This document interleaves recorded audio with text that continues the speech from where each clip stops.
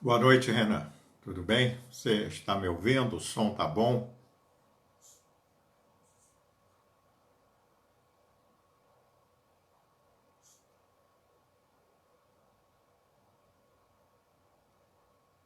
Boa noite, Renan. Tudo bem? Você está me ouvindo? O som tá bom?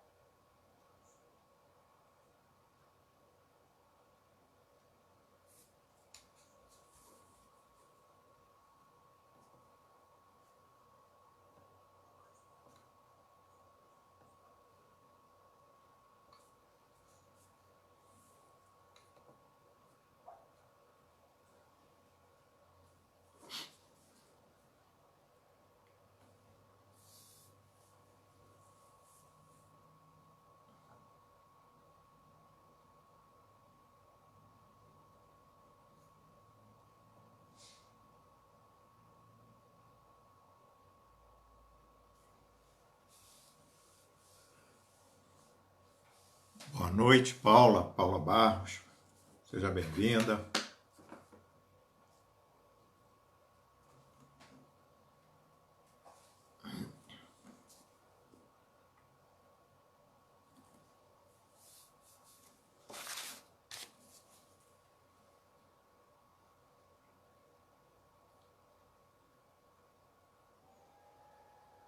Marcela, minha linda e querida irmã. Boa noite, seja bem-vinda.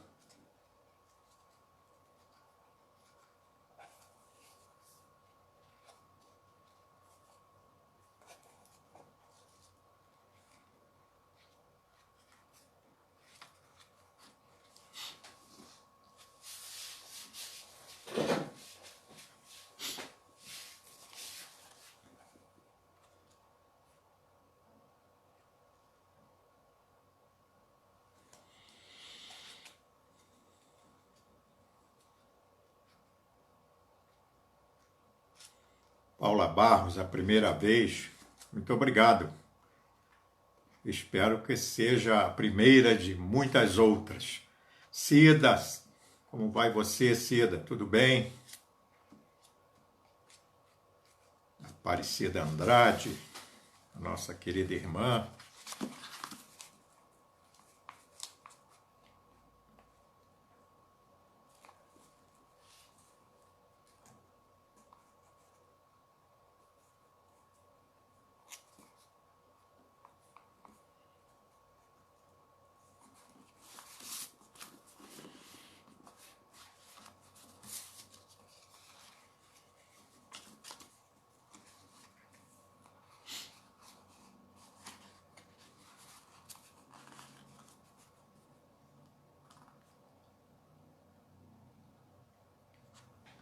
Nós vamos esperar mais uns 2 minutinhos e vamos para nós começarmos, né?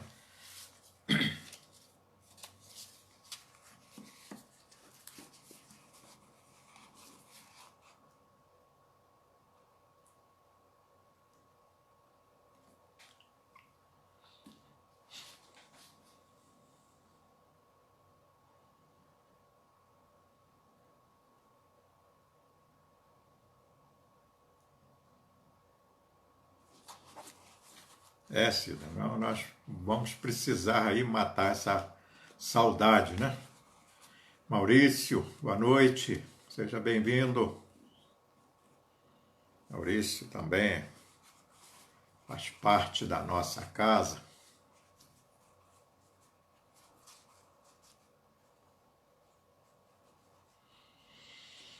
E aí fiquem, como o Renan colocou aqui, ó, fiquem todos à vontade para participar, colaborar com comentários, né? Porque às vezes alguém tem algo a dizer, coloque ali no comentário, porque outras pessoas vão ver, né? Isso acrescenta, né? Isso é muito bom. Eu, não, ninguém deve se inibir, não pode colocar, não tem problema nenhum.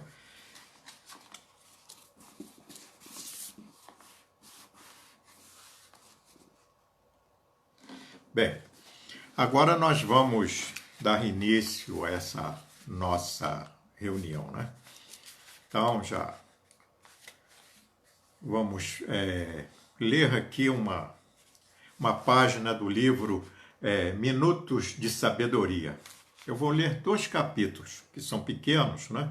É o 158 e o 159, e que dizem assim: Você já reparou que é um herói?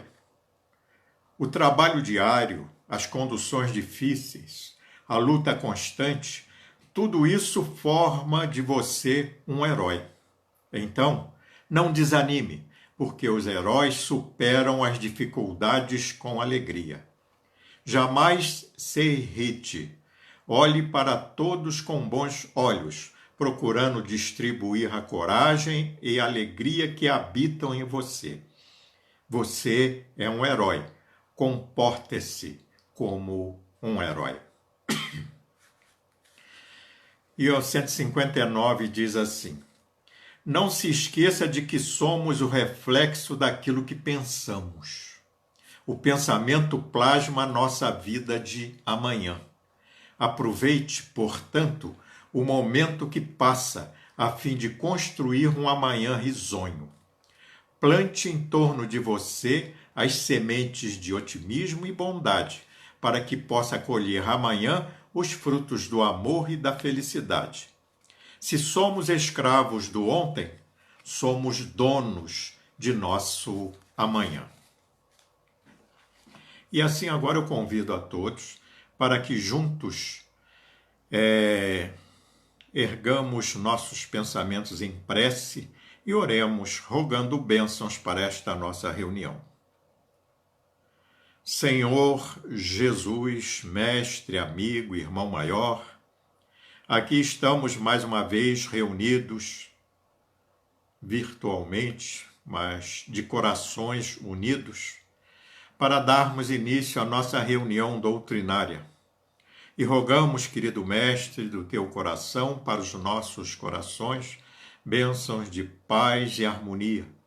Abençoa a espiritualidade amiga para que possa nos assistir e assim que a nossa palavra seja compreendida por todos e todos vejam nela, querido Mestre, a tua proposta de amor para todos nós. E assim, rogamos mais uma vez a tua bênção e permissão para darmos por iniciada a reunião doutrinária desta noite. Que a tua paz e o teu amor permaneçam em nossos corações. Que assim seja. E nós vamos aqui dar início à nossa conversa, né, que tem o título, né, sobre a verdade, né, conhecer a verdade. Nós estamos baseados aqui no livro, na Bíblia, né, também no Evangelho segundo o Espiritismo e no livro Fonte Viva. E outras coisas são pesquisas, conversas, né, sobre as quais nós vamos refletir. Né? Bem, nós estamos baseados numa passagem que está no Evangelho de João, capítulo 8, versículos 31 e 32. E que Jesus diz assim, e que João anota assim, né? Jesus dizia, pois, aos judeus que criam nele: Se vós permanecerdes na minha palavra, verdadeiramente sereis meus discípulos, e conhecereis a verdade, e a verdade vos libertará. Então, essa é uma passagem, é o princípio de uma, não é bem uma conversa, mas de uma discussão que Jesus tem com os judeus. Né? Jesus dizia aos judeus que criam nele, mas a partir daí eles começaram a a discutir com Jesus. Isso vai até no versículo 57, nessa discussão. E até eles dão o título, essa passagem do Evangelho de Jesus e Abraão. Né? Então há uma discussão. Mas nós não vamos entrar nos detalhes da discussão. Vamos ficar aqui nesse princípio aqui, né? Porque muitas pessoas usam, às vezes, apenas uma frase, o que é normal, não tem problema nenhum. Né? Mas, às vezes, falamos apenas assim, conhecereis a verdade vos libertará. Mas nós não refletimos muito bem sobre ela. Né? E nós vamos... primeiro eu vou citar aqui uma frase de Emmanuel, que mais tarde, mais adiante, nós vamos voltar a ela. Né? Ele diz assim: a palavra do Mestre é clara e segura. Não seremos libertados pelo aspecto da verdade ou pelas verdades provisórias de que sejamos detentores no círculo das afirmações apaixonadas a que nos inclinamos. E ele fala mais coisa, é uma mensagem dele, né? Um texto de Emmanuel. Né? E aí nós vamos agora refletir um pouco sobre essa passagem que nós acabamos de ler no Evangelho de João, né? Que começa dizendo assim: Jesus dizia, pois, aos judeus que criam nele. Né? Então, apesar das dúvidas, né, quanto aos ensinamentos do Cristo, os judeus que Jesus se refere nessa mensagem, né, eles demonstram possuir algum conhecimento espiritual e, de certa forma, depositavam fé no Mestre, porque eles acreditavam nele, eles criam nele. Né? Eram judeus que já não se encontravam presos à lei civil, disciplinar, aquelas leis de Moisés, né? Mas a lei de Deus, que está formulada lá nos 10 mandamentos. Nós conhecemos os 10 mandamentos. Né? Então, esses judeus estavam abertos a novos aprendizados. Né? Então, isso é importante nós sabermos que Jesus estava falando aos judeus que acreditavam nele, né? Aqueles que já estavam querendo conhecer outras coisas, não estavam presos àquela lei, né, de Moisés, que era uma lei civil, né, que você tinha que cumprir, você não tinha que discutir aquelas leis, né? Não era uma questão de discutir as leis, né? Isabela, boa noite. Yara, Josmar, meu grande amigo, grande irmão, né? Obrigado aí pela presença de vocês.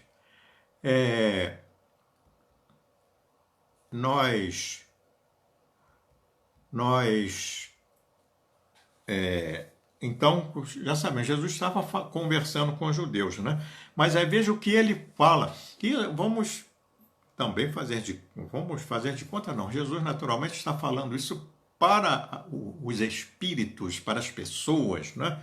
E ele continua dizendo: se vós permanecerdes na minha palavra.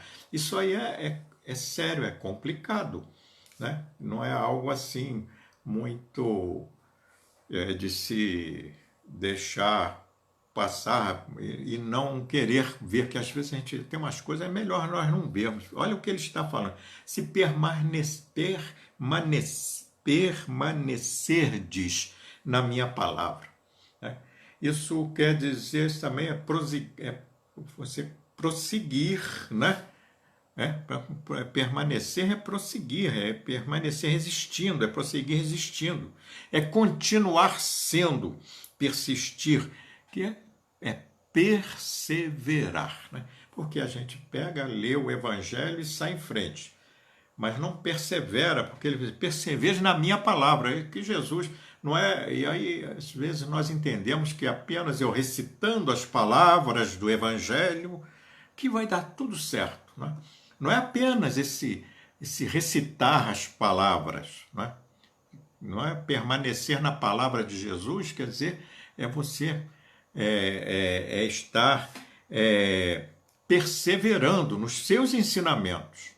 Isso é permanecer, é estar lá nas palavras de Jesus, né? Eu tenho aqui, ó, é durante a luta renovadora que somos convocados a fazer escolhas mais acertadas, administrar o tempo, ampliar sentimentos, desenvolver virtudes, cultivar, sobretudo, a solidariedade e prestar-se à prática da caridade, fugindo dos extremos do intelectualismo e das emoções, particularmente as negativas, né? Então, veja, permanecer na palavra de Jesus, não, entende? Nós temos que tirar aquele costume de que quando eu leio o Evangelho eu me acalmo, eu fico, eu tenho uma outra ideia. Com certeza, porque você muda a sua ideia, mas não é só ler o Evangelho para se acalmar. Ler o Evangelho nas horas difíceis da vida, né? É ler o Evangelho para aprender a viver todos os momentos da vida. E eu não estou dizendo isso para vocês, não. Isso aqui eu estou lendo, eu aprendi para nós.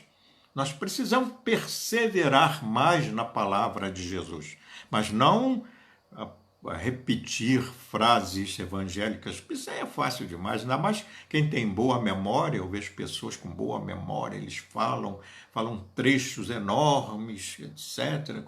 Muito bem, né? Mas é preciso não só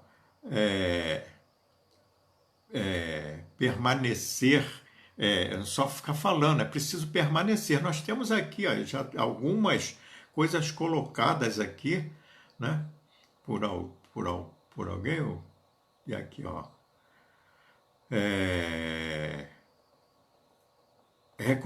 Renan colocou aqui, ó, reconhece-se o verdadeiro espírita pela sua transformação moral e pelos esforços que emprega para domar suas inclinações mais. Concordo plenamente, né? Concordo plenamente nisso. Isso, aliás, não tem como discordar, né? Porque o espírita, o verdadeiro espírita, não é aquele que fica lendo livros espíritas somente, não. Os livros espíritas são para nós aprendermos. E ficar recitando frases de Emmanuel, de Chico, não é isso. Está ali, ó. A primeira transformação moral, que é a escolha do bem para a sua vida, né? E os esforços, que é o trabalho. Isso é preciso esforço. A coisa não é assim, isso é perseverar, né? E esse esforço não é para um dia, dois, não. Tem que ser constante, né? Para nós nos melhorarmos. Então, isso é permanecer na palavra, né?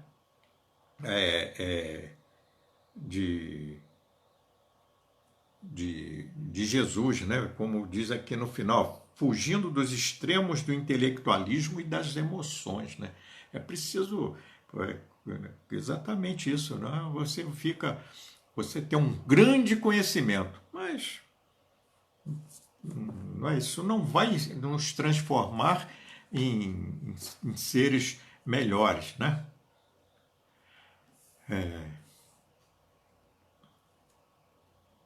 Aí ele continua dizendo, né? Ele continua, verdadeiramente sereis meus discípulos, né? O verbo verdadeiramente, né? Ele está ligado à verdade, né? Ou também o que é verdadeiro, né? Que isso é substantivo, adjetivo, né? É o oposto de tudo que é falso e enganoso, né? Que é fantasioso, inclusive, né?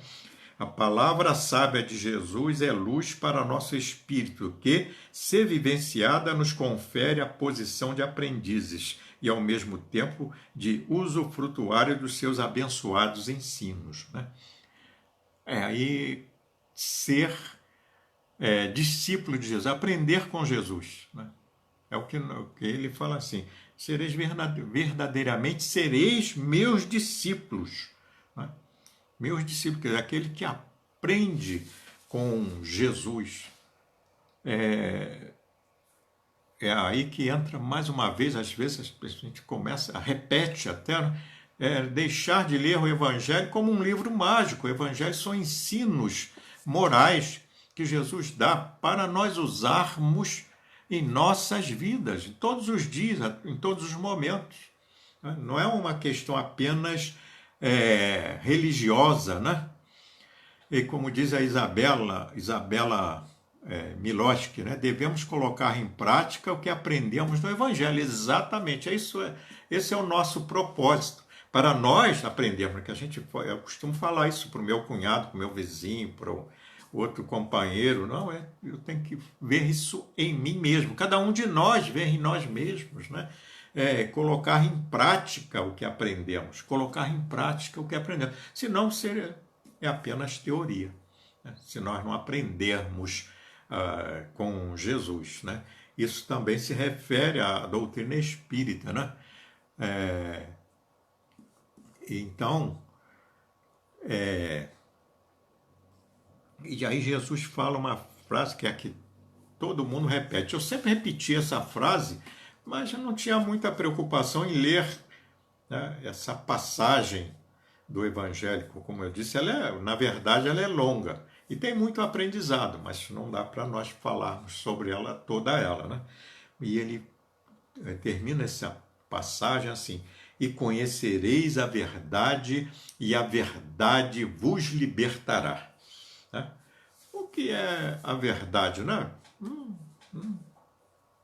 A verdade é algo que é verdade. É engraçado, né?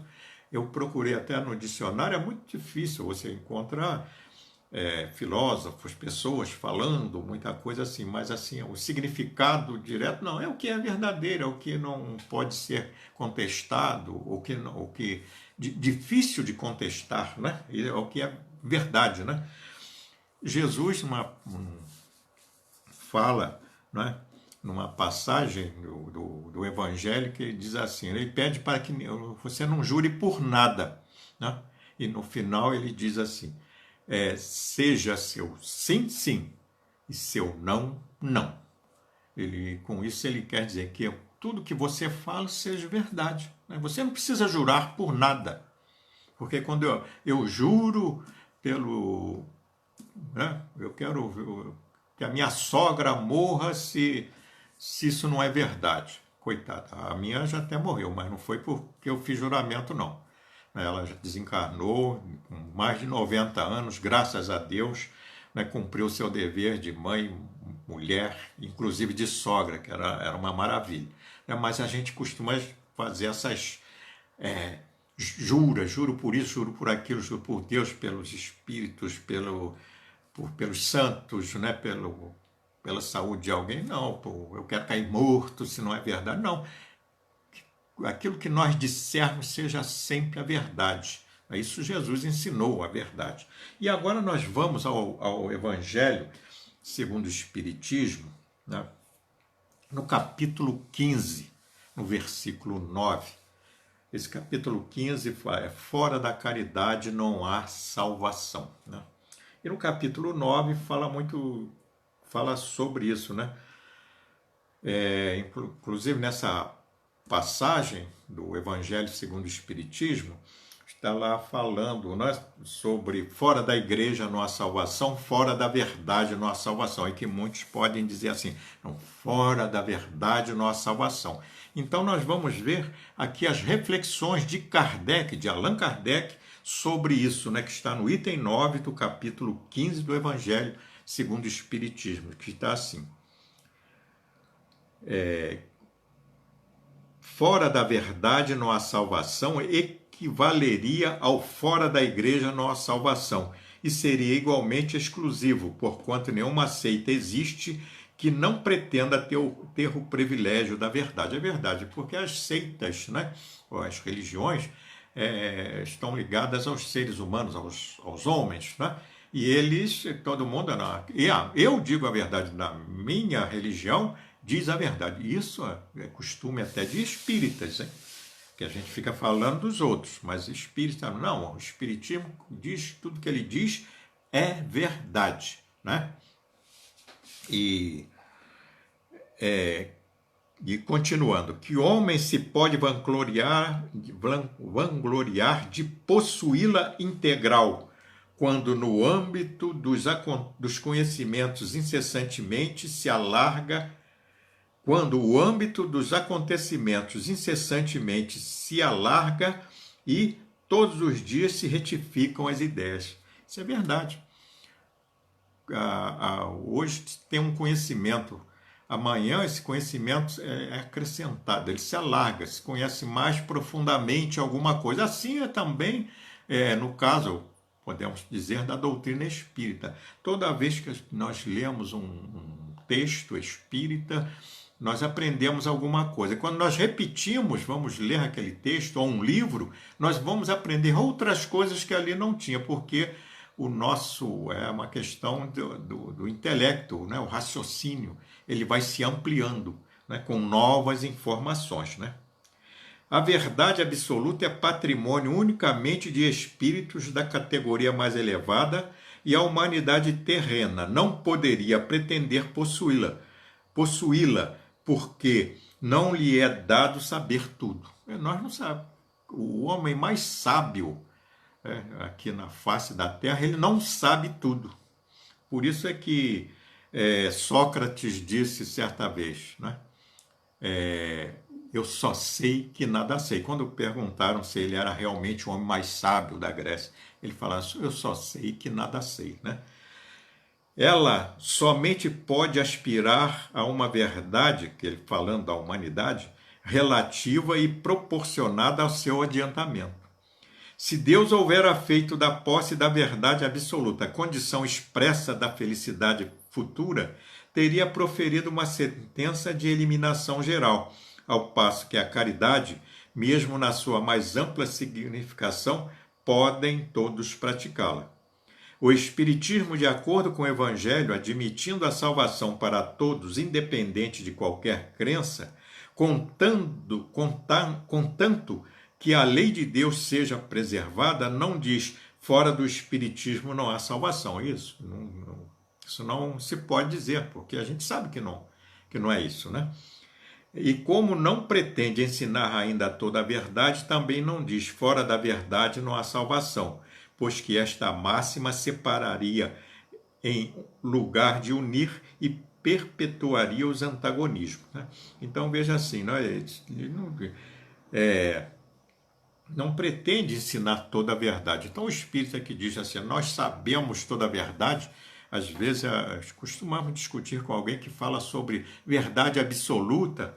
Absoluto no universo só Deus, né? O resto tudo modifica, tudo é impermanente, né? Tudo muda de lugar, né? A lei de mudança. Bem, então veja aqui, né? Então a verdade nos libertará. Aí fica aquele negócio, mas que verdade é essa? Aí alguns dizem, não, que a verdade está escrita na Bíblia, né? Outro diz, não, a verdade está escrito nas obras básicas, e vai por aí, a gente fica... A verdade, ela é relativa a cada um. Tem um pensamento chinês, eu não conheço o autor, conheço como um pensamento chinês, né, que diz assim, existem 3 verdades. A minha verdade, a tua verdade e a verdade verdadeira. E isso realmente fala que já nos indica que a verdade é relativa, né, a cada um de nós, ao conhecimento, ao grau de progresso de cada um, né? Então cada um entende, então existe, mas existe uma verdade verdadeira. Só que cada um de nós tem uma visão dessa verdade, né? E como ele diz aqui, só os espíritos superiores têm um conhecimento de uma verdade, digamos assim, absoluta, né? Renan diz aqui, ninguém sabe tudo, mas cada um pode doar um pouco de si sempre. É isso aí, né? É a minha verdade, né? Que eu posso doá-la, eu posso transmiti-la, né? Então é a minha verdade, mas eu não devo deixar que alguém acha ou dizer, né, que essa verdade é absoluta. A verdade agora é essa, a partir de agora todos devem todos devem acreditar nisso que eu estou falando, e só isso que é a verdade. Não é assim não, né? A verdade, né, ela é relativa. Mas então, mesmo como nós temos aqui, ó, ninguém, né? Como o Renan acabou de dizer aqui, ó, ninguém sabe tudo, mas cada um pode doar um pouco de si sempre. Isso é uma verdade. É a verdade do Renan, que agora também é nossa. Né? Quem mandou ele colocar ali? Então é nossa. A verdade é nossa. Né? Então são as verdades que nós vamos aprendendo. Né? Ninguém sabe tudo. Então, mas aquilo que. Isso nós aprendemos na doutrina espírita. Né? Você tem que ser um doador. Então aquilo que você aprende, né? E a verdade não é só uma questão daquilo que você fala, a verdade, mas também do que você faz. Né? Ser verdadeiro, por exemplo, a gente fala muito em caridade, fora da caridade a nossa salvação. A gente enche o peito e deixa, mas como é gostoso falar isso. Né? Mas a nossa caridade ainda é um pouco fraquinha. Eu não estou querendo desanimar ninguém, não. Devemos continuar, porque é de pouco que se começa. Aí tem pessoas que acham porque dão 1 quilo de alimento todo mês em algum lugar, que isso já merece salvação. Não, já falamos aí anteriormente, aprendemos aí sobre a perseverança, sobre a mudança moral, como o Renan colocou ali, um dos pensamentos espíritas, né? Uma das máximas espíritas, né? A transformação moral e o esforço constante em domar as inclinações mais. Veja que não é uma coisa assim fácil, porque nós somos espíritos ainda imperfeitos, né? Mas perfectíveis. E como numa das lições ali, ó, o amanhã depende de nós, depende do que nós fazemos hoje, né? O nosso amanhã, que não estamos falando amanhã, terça-feira, não, nosso amanhã, futuro, como espíritos imortais, né? Então, essa é dessa forma que nós temos que, ou melhor, dessa forma que nós vamos começando a progredir, né? Vamos entender, né, que é essa prática. Então a caridade pode ser praticada num gesto, numa palavra, né? Aquela atitude sem querer propaganda, sem nada. Quando você tem um lixo na calçada, você pega aquele lixo e joga dentro da lixeira, isso é um ato de caridade, um grande ato de amor, né?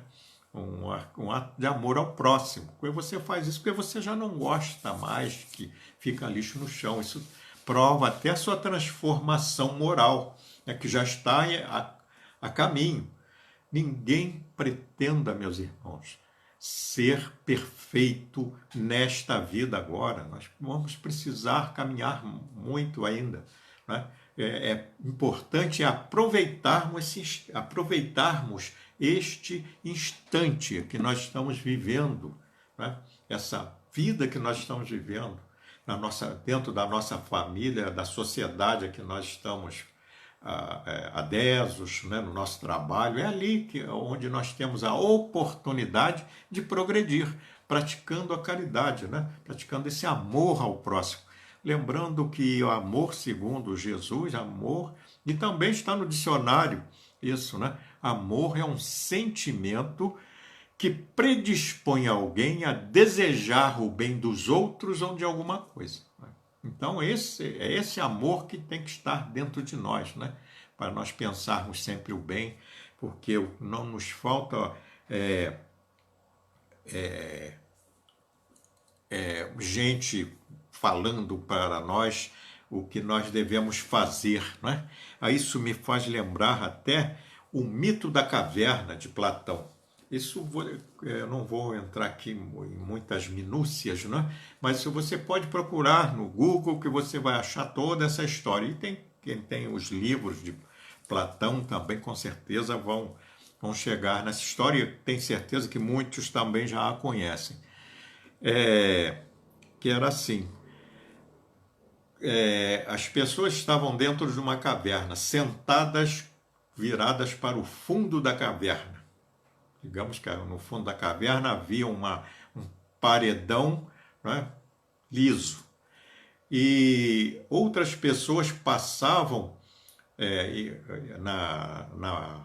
no caso, na entrada da caverna, e entre essas pessoas, né, e aquelas que estão lá dentro, havia, aliás, atrás dessas pessoas havia uma fogueira, né, que essa fogueira projetava a sua luz para dentro da caverna. E as pessoas que passavam ali na frente, né, e então eles passavam com objetos, uma porção de coisas, e aquelas pessoas que estavam lá sentadas, presas lá, olhando para o paredão, para eles a realidade deles era o que estava no paredão, né? Eles não conheciam mais nada, tudo para eles era o que ali estava. Aí, um certo momento, um daqueles levantou-se e veio para fora da caverna. Aí viu que tudo aquilo que passava lá naquele paredão do fundo era falsa, era mentira, que havia outras coisas que aquelas pessoas não conheciam. Ele procurou conhecer, foi lá para dizer às pessoas, não, isso tudo aqui isso é mentira. Aquilo que está lá fora da caverna é que é a verdade, coisa e tal. Aí mataram o indivíduo, né? Como diz, certa feita, Jesus disse aos seus discípulos numa conversa, o pior cego é o que não quer ver, né? E hoje eu vejo aqui o mito da caverna, com certeza daqui a 2000 anos alguém vai falar o mito da televisão, né? Porque nós ficamos sentados na frente de uma tela, olhando tudo aquilo, cheio de informações, as quais nós não buscamos, pesquisamos, né? Buscamos se aquilo é verdade ou não, né? E aí às vezes nós embarcamos naquilo. Veja, e nós não vamos entrar aqui em assuntos, né, que não, assuntos desagradáveis não, mas veja que através da televisão muda-se a moda. Então a moda agora é todo mundo vestir azul, e aí, me perdoe as mulheres são até mais vaidosas, não que os homens sejam menos, não, mas aí aquelas mulheres com aquelas roupas bonitas nas novelas. Aí no outro dia você já sai na rua, todo mundo com aquelas roupas, né? Usando aquela moda, né? Então, se alguma coisa se mudou, agora eles colocam, são remédios, uma série de coisas, né? que tem na televisão, e as pessoas ficam vendo aquilo e se influenciam, né? E não conhecem a verdade. A verdade para eles é aquilo que ali está, né? Então tenhamos cuidado, vamos buscar a verdade. Mas né, Jesus diz: conhecereis a verdade e ela vos libertará. Uma verdade que te escraviza não é boa, não é a verdade do Cristo. A verdade do Cristo é para libertar. Libertar como? Liberta da ignorância, liberta digamos assim, de filosofias, né, que gostam de escravizar o indivíduo nas ideias, né? Então, né, prender através de dogmas, etc., né?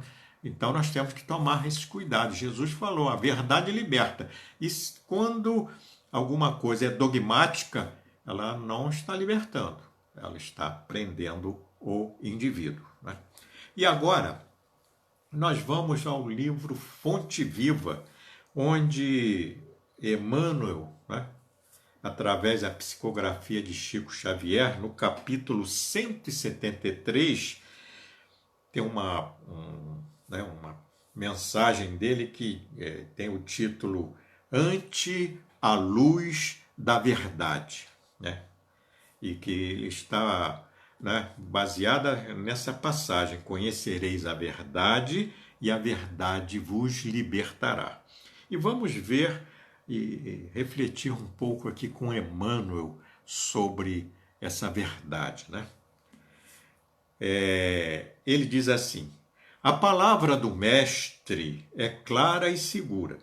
Não seremos libertados pelos aspectos da verdade ou pelas verdades provisórias de que sejamos detentores no círculo das afirmações apaixonadas a que nos inclinemos, né?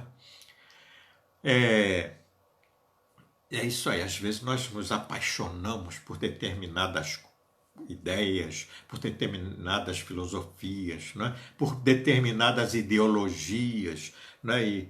E a, como ele diz, a palavra do mestre é clara e segura, é para libertar, né?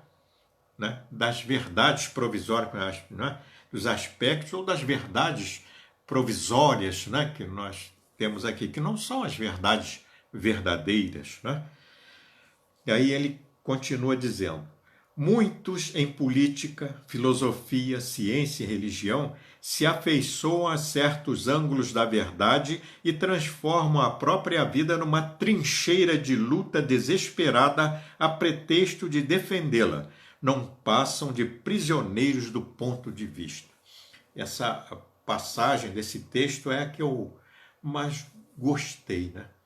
Que fala prisioneiros do ponto de vista. E nós vemos isso muito, né? E como ele fala que transforma a vida, transforma a própria vida numa trincheira de luta desesperada. Né? E como ele fala, muitos em política, em filosofia, as pessoas ficam defendendo aquelas ideias.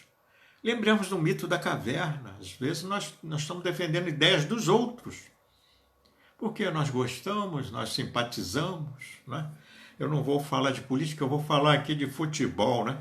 Quantas pessoas, porque torcem por um time, ele acha que as pessoas que torcem por um outro time são inimigos. Né? E xingam, e falam, e vão para os estádios para agredirem os outros. Né? Isso, a pessoa está presa, como ele fala assim, transforma a vida dele numa trincheira, né? É prisioneiro do ponto de vista dele. Porque eu posso, quantas vezes eu coloco alguma coisa no Zap, no net, e alguém discorda. Aí eu coloquei lá, gente, não é para que todos concordem, não, para que vejam, a pessoa discorda. Eu olho, analiso, mas o ruim é quando a pessoa xinga alguém, coisa e tal, porque é uma pessoa prisioneira do próprio, né, do seu próprio ponto de vista. Aí ele xinga o outro, fala um monte de palavrões, coisa e tal. Mas agora eu fico feliz quando a pessoa contra-argumenta. Isso é muito bom, porque eu também acabo aprendendo. Às vezes eu realmente errei em falar alguma coisa, em dizer aquilo, ou não disse direito. Eu já modifiquei palestras porque determinadas pessoas, já até algumas pessoas se sentiram ofendidas, outras se sentiram, acharam que aquilo não dava para compreender direito. Quando eu fui lá, vamos mudar, então vamos colocar outra coisa, né? E eu não tenho certeza que é assim que nós devemos ter. Nós podemos ficar prisioneiros de um ponto de vista. Nós temos que olhar o ponto de vista do outro, né? E defender o seu time, o seu partido, coisa e tal, mas com inteligência, né? Com sabedoria, com fraternidade, sem ofensas. Né? Então, é assim, se eu tenho uma ideia melhor, eu apresente, então, essa ideia melhor. Coloque meus argumentos nessa ideia. Né? E assim, o que nós estamos falando aqui é para que as pessoas pensem, raciocinem, se discordar de alguma coisa, gente, que ótimo que discordou, é sinal que leu, que ouviu. Né? Eu acho isso o máximo. Né? A comunicação é para isso. Né? E Emmanuel continua. Muitos aceitam a verdade, estendem-lhes as lições, advogam-lhe a causa e proclamam-lhe os méritos. Entretanto, a verdade libertadora é aquela que conhecemos na atividade incessante do eterno bem. Essa atividade incessante, perseverante, já falamos atrás, né, no eterno bem, é a que Jesus propõe em seu evangelho. Atividade no bem. Né? E o eterno bem é aquele que realmente vai conduzir o indivíduo para outras para se melhorar espiritualmente, né? Vamos ver aqui a Marcela, colocou aqui. Estamos sempre aprendendo com ideias diferentes das nossas. Com respeito, qualquer troca de argumentação é enriquecedora. Olha, eu não vou falar para vocês que a Marcela é uma pessoa inteligente, não. Quem a conhece sabe, né? É uma pessoa bem formada, uma jovem, e eu gosto dos jovens que argumentam. E ela tem sempre os seus argumentos. Ainda bem que ela concordou comigo, porque se ela não concorda, nós ia começar a discutir aqui. Mas eu sei que ela sabe argumentar. Ela, o Renan e todos os outros aqui, né? Maurício, estou falando isso que a gente tem uma intimidade, mais coisa, né? Maurício, né? O Mauro também, eles, né? A Márcia, Miranda também, todos fazem parte, são pessoas que sabem argumentar. Entende? Não é questão de ter que concordar porque alguém disse, argumentar, porque às vezes, quem sabe, ele também não entendeu direito, e nós, é assim, né? Essa é a verdade com Jesus, né? E, gente, você pode ter a sua ideia religiosa, pode ter a sua ideia política, a sua ideia filosófica, né? Tranquilamente, né? Mas nunca seja prisioneiro dela, para você poder aprender, para poder ampliar, para poder caminhar, se elevar, né? Só assim, né? Sem ser prisioneiro, senão você fica preso àquela. É o que nós chamamos de fanático, né? O religioso fanático. E ali, o Renan já está de gozação com a Marcela lá. Marcela inteligente? Há controvérsias. Convençam-me, né? Depois eles brigam. Quando eles se encontrarem, eles brigam um com o outro. A briga deles, eu já vi a briga deles, eles se abraçam, né? Lá, trocam um monte de carinho. Olha lá. E ela também, ela fala, eu amo você. Né? Essa fraternidade. As coisas têm que ser assim, né? Fraternas, né? Eles são dois jovens. Eu fico feliz que o Jesus e Maria hoje tem jovens, né?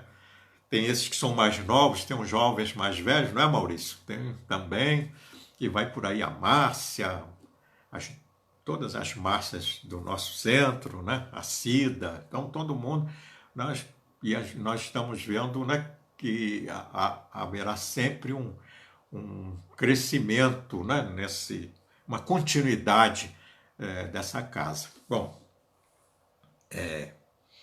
e o Emmanuel continua dizendo, penetrá-la é compreender as obrigações que nos competem. Olha só, compreender as obrigações que nos competem. Porque aí eu quero saber a verdade para depois ficar jogando na cara dos outros, falar, eu vou fazendo brigas, né, discussões, entrando em desentendimento. Não, é a verdade de Jesus, né? Compreender as obrigações que nos competem, né? Quem sou eu? O que sou eu? O que eu posso fazer, né? Se eu quero caminhar espiritualmente, né? Aí, ó, o Renan e a Marcela estarão juntos na live da semana que vem. Aí eles vão resolver as divergências. E hoje eles costumam fazer lá na casa espírita mesmo juntos. Mas hoje e lá a gente não deixa brigar. Mas hoje, quem sabe, agora não vai. Agora eles vão poder discutir. Mas olha, não percam a live, porque realmente é boa, né? E depois o Renan vai colocar a propaganda nisso. A Yara dizendo ali, quanto mais participo deste grupo, mais me apaixono. É bom demais aprender, né? O Maurício lá, o Maurício é tio da Marcela, irmão da Márcia Dual. Continuando com Emmanuel, discerni-la, a verdade, é renovar o próprio entendimento e converter a existência num campo de responsabilidade para com o melhor. Veja como Emmanuel abre a nossa mente para compreender essa verdade. Não é eu dizer assim, não, o Espiritismo que diz a verdade aqui, ó, Kardec já falou aqui. Não, não é isso. Entende? Eu tenho que compreender, né, as obrigações que me competem, né? discernir, renovar o próprio entendimento e converter a existência num campo de responsabilidade para melhor. Você se responsabiliza, né? Só existe verdadeira liberdade na submissão ao dever fielmente cumprido. Né? Dever fielmente cumprido. É claro que Emmanuel aqui está sendo precioso, porque é isso mesmo. Mas nós vamos cumprir o nosso dever, né? Dever fielmente cumprido, não vamos nos comparar a espíritos superiores, não. É aquilo que você pode cumprir. O dever fielmente cumprido é o que você pode cumprir, é o que você já compreende, o que você já pode doar de si mesmo para a vida, para os outros, não é? Conhecer, portanto, a verdade é perceber o sentido da vida. É isso aí. Para que nós estamos aqui? Qual a razão da vida? Porque muitas pessoas nascem, crescem e começam a passear na vida. É simplesmente, eu vou passear. Está aqui só para se divertir. Mas não, é perceber, né? Vou repetir, conhecer, portanto, a verdade é perceber o sentido da vida. Perceber. Né? O que é a vida? Para que serve a vida? Nós, aí, na doutrina espírita, nós já aprendemos, mesmo que ainda não estamos muito bem afinados ainda, mas já aprendemos que somos espíritos imortais e estamos passando por aqui para aprendermos. Já passamos outras vezes. Muita gente fala, mas eu me comprometi. Não, mas aprendeu alguma coisa.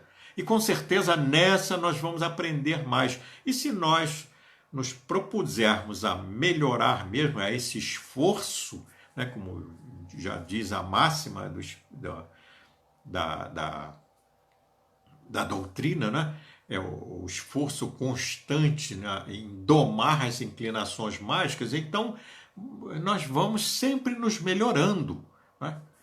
É muito importante esse esforço, né? Perceber o sentido da vida e pôr em prática esse esforço, né? É perceber o sentido da vida, é crescer em serviço e burilamento constante. É isso aí, é o serviço, trabalho. Burilamento é aquilo, né? Nós estamos sempre ali como um diamante, tirando as arestas da nossa vida, né? Aquelas imperfeições que nós ainda temos. Porque muitas pessoas pensam assim, eu sou imperfeito, eu ainda não consigo. Mentira! Nós somos perfectíveis. Nós estamos aqui para nos aperfeiçoar. Ninguém é perfeito.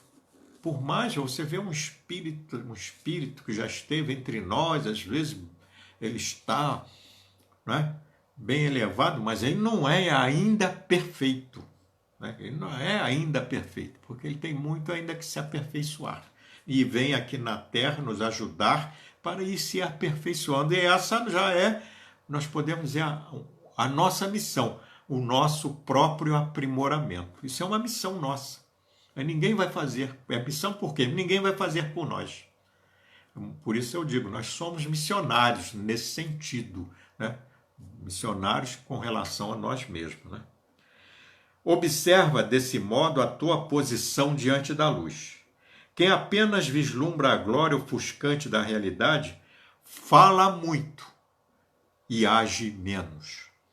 Quem, todavia, lhe penetra a grandeza indefinível, age mais e fala menos.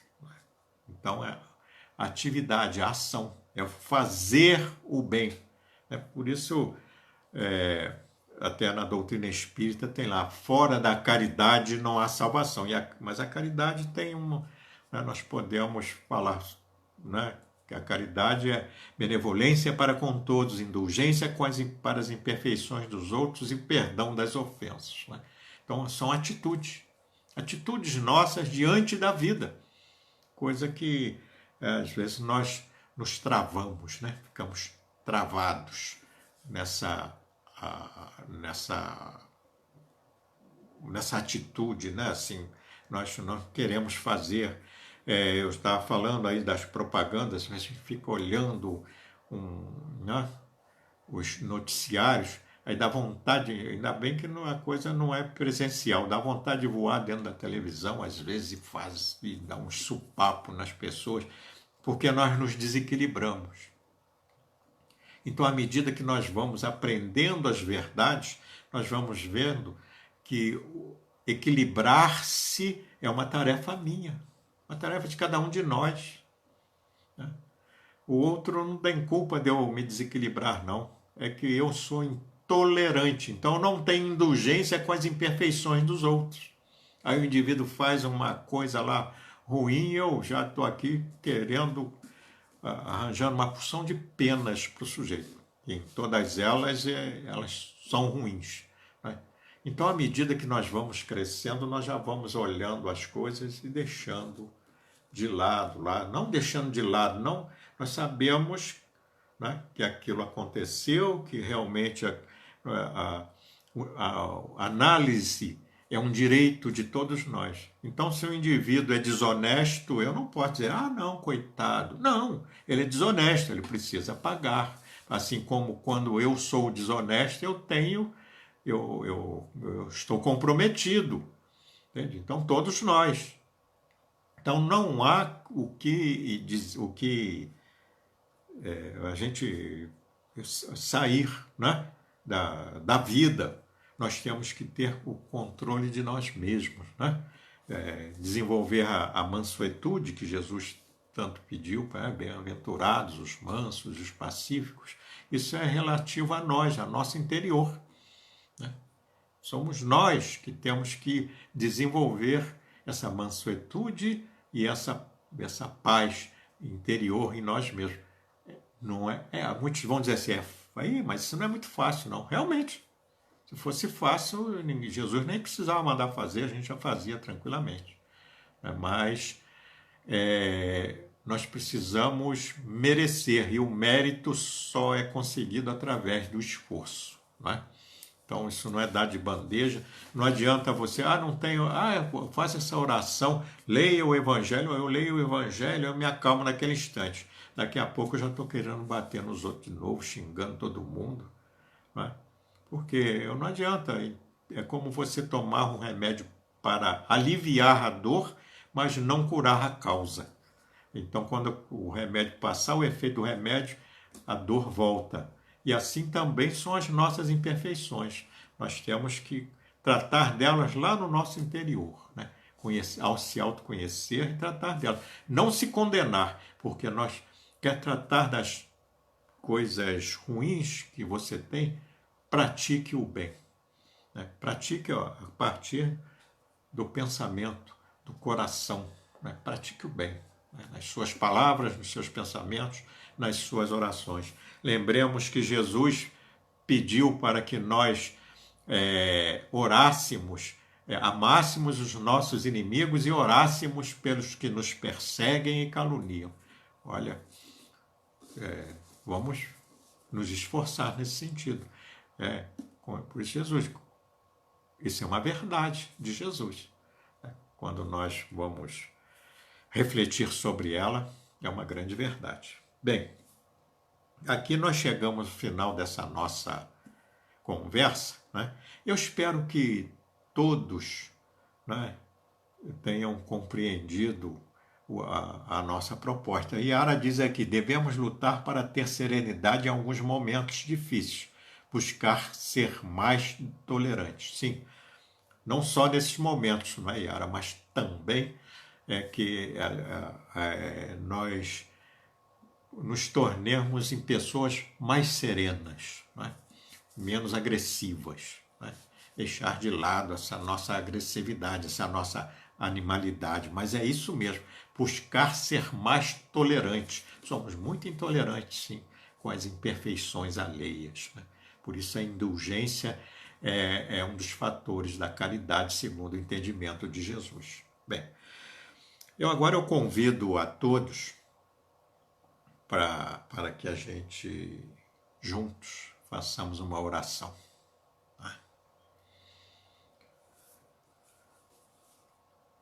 Senhor Jesus, mestre, amigo, irmão maior, Aqui estamos mais uma vez agradecidos pela oportunidade de aprendizado em Teu Evangelho de amor. E queremos, nesse instante, querido Mestre, rogar do Teu coração para os nossos corações, bênçãos de paz, saúde e harmonia para todos nós aqui presentes, como também que isso seja extensivo aos nossos amigos, parentes e conhecidos, a todos aqueles que estão nos hospitais, asilos, orfanatos, manicômios, carcerários.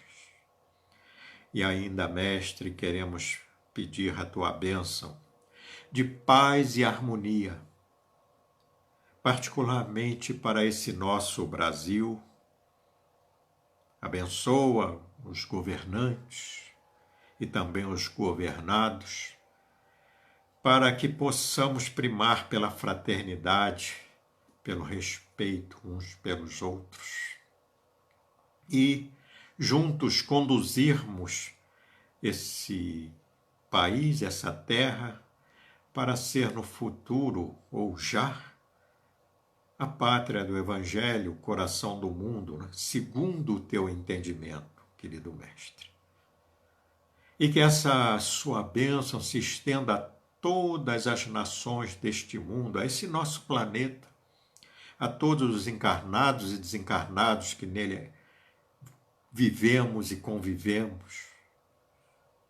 Que a tua paz e a tua harmonia, mesmo que venha através de outras ideologias religiosas, mas que elas possam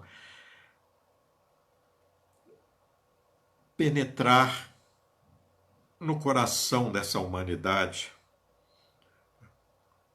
e que a sua paz se faça entre nós, que todos podemos nos confraternizar, auxiliando uns aos outros, com gestos, palavras e pensamentos. E assim, querido Mestre, na certeza de que podemos contar sempre com o teu amor, te rogamos mais uma vez a bênção e permissão para darmos por finda a reunião doutrinária desta noite. Que a tua paz e o teu amor permaneçam em nossos corações. Que assim seja. Mais uma vez, eu agradeço a oportunidade de estar aqui falando, agradeço aí a presença de todos vocês. Depois eu vou ver se alguém eu não pude falar sobre alguma coisa que foi postada ali, aí eu coloco. Boa noite, Mauro. Um abraço aí em todos vocês, né? E o Renan já colocou ali, né, a maneira de como acessar, que depois essa palestra vai para o YouTube. E também não esqueçam de curtir o Grupo Espírita Jesus e Maria, porque depois o Renan vai colocar a palestra da próxima semana, né, o que vai acontecer e tal. E nós esperamos que todos estejamos juntos novamente, né? Que a paz permaneça em vossos corações.